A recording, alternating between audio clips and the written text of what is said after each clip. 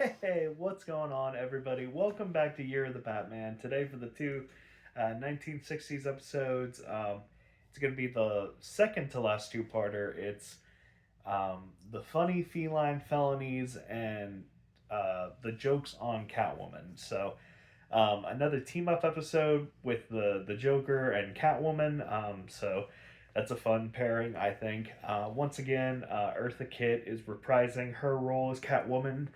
I don't know if I mentioned it last time I talked about Eartha Kitt, but man, she has like some of the most impressive R rolls. Like when she goes perfect, like it's so good. That is one of the few things I think she does better than Julie Newmar. I think Julie Newmar is just hands down a perfect Catwoman.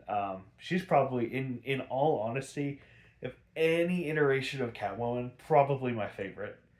I don't know. There's something about that that, oof, Julie Newmar. She does things. Anyway. Back to it. So the Joker, he's in the penitentiary and he's getting out from really good behavior. And I'm just like, Jesus Christ, he had to have sucked off the warden for like the crimes that he has committed. Like it's got to be break out once a week and do some nonsense to or either that or he had a very short sentence. Who knows? It is the Gotham justice system. So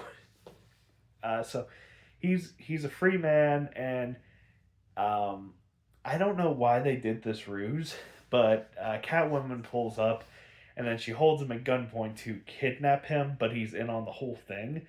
So yeah, they're teamed up, but they want to make it seem like the Joker is her hostage, but they don't do anything with it. Like Batman, he's like, oh well, maybe it is kidnapped for sure, but they could have had like a lot of fun with that.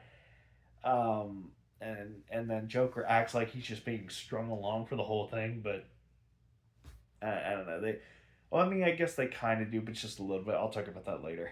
So, Catwoman and Joker, they're waiting on the other side of the building of where Commissioner Gordon, Chief O'Hara, Batman, and Robin are talking, and she's got like this sniper rifle pinned on Batman, and she's like, "I'm gonna give him just a little love note, yeah, just a little love note," and I'm just like, "Why?" Because she wants to like leave him clues to their plan of where they're going. I'm just like, why do you guys always have to leave clues? Like he's literally known as the world's greatest detective. I feel like you shouldn't. I mean, call me crazy, but I feel like giving a clue to the world's greatest detective is a bad idea. So anyway, she fires the gun into Commissioner Gordon's office, and it's just like a note of like, "Hey, Batman, I'm going to you're gonna be mine. I love you. I need you. We're gonna have babies." And Batman's like, "Oh shit. Well, Robin, we're gonna ignore that. And judging from the trajectory of the bullet, I think it's in that room across the street." So they go there, and they don't find anything, no fingerprints or anything. And Batgirl just happens to show up because Barbara, she came in the room during the time of the attack. Um, so obviously she knows what's going on. So she shows up as Batgirl, and she sees a piece of paper and she takes it for herself because Robin's like, "Yeah, the only thing I could find in here is this piece of paper," and she tries to steal it, but Batman, he saw and he's like, "I don't know what the hell why she's trying to outdo us, but whatever, we'll let her have her fun." So Batwoman, as her alter ego, Barbara Gordon, she uses her pull as a librarian to be like, "Oh, hey, I recognize this paper. It's from like this famous poem." So she does some research to try to locate it, and she's got it. Um, because Batwoman, she's the one that stole the poem in the first place, and it's about this like French convict who back in the day had like this. I I guess just an absolute crap ton of gunpowder, and he hid it somewhere, and he wrote the clues down in the poem. So Catwoman like purposely left a piece of paper for Batman and Robin to follow, which is kind of funny because it ended up just being in Catwoman's hands all along. And it turns out there's like several pieces of the puzzle that they need to make the map align. Like you need a crib, you need a map, you need like a mirror. Um, so Catwoman said I think she said she already got the mirror, so they don't have to worry about that. And their first stop is to get the map, and the map just so happens to be on this like record developer's suit made of money. I don't. You got me. I don't know. This was they said this happened in like the 1800s. So I'm like, where the fuck did you get that suit, dude? Or if it was made out of the money from the 1800s years later, and I don't know. It's very poorly explained. So the a Joker and a Catwoman, they get there to try and like take this guy's clothes, which they succeed. But before that, Batman and Robin show up, a fight ensues, and Joker's like, "Hey, I thought this was just gonna be one big prank. I was along for the ride. Why don't we just shake on it and be bygones?" And Batman and Robin, they fall for it, and they obviously get shocked by the Joker's buzzer. So Joker's like, "Yeah, you guys should be dying in like a minute or so, so we're just gonna get out of here. So yeah, bye." Then at that time, Batgirl, she comes in after they all left, and she came in just at the time of it was like 3 beats per minute of their heartbeat because they were going away that fast. And she gives them a Batgirl antidote pill, which obviously makes them better. And it was so funny. Um, they have there's this joke where she's like, "Yeah, I tried to get here as soon as I could, but I had so many red lights and I had to obey the speed limit." And Robin's like, "Yeah, well, your safe driving almost cost us our lives." And Batman's like, "Robin, you shouldn't chastise her, but you do have a pretty good point." And I'm just like, "Yeah, he fucking does. Her not running a yellow light almost got him killed."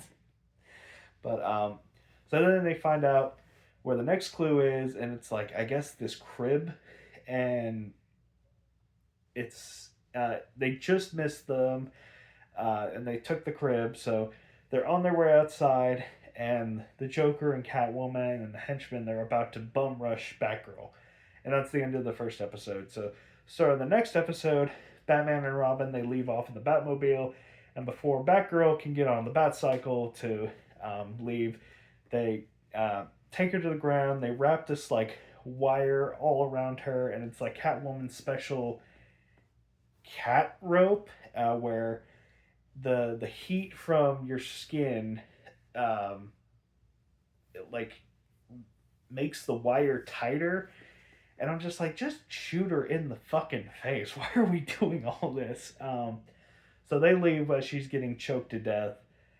But she escapes that because she like crawled over and hit the sprinklers, which got her all wet and I guess cooled her off. So it like canceled it out. I don't know. It's very weird. I'm just like, she's in on like an all leather suit. How are the wires even like feeling her body heat?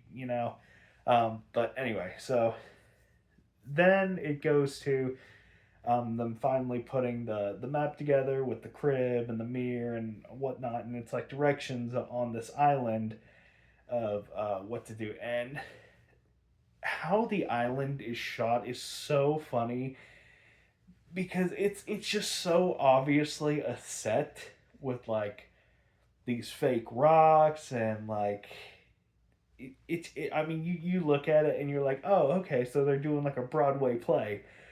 And I'm just like, could you guys not have filmed on an island? Like, what? It just looks so cheap and tacky. It was, I thought it was funny. So they're following the directions to get there. But before they leave, though, Batman and Robin and Batwoman discovered where their secret hideout was, and they were tailing them the whole time.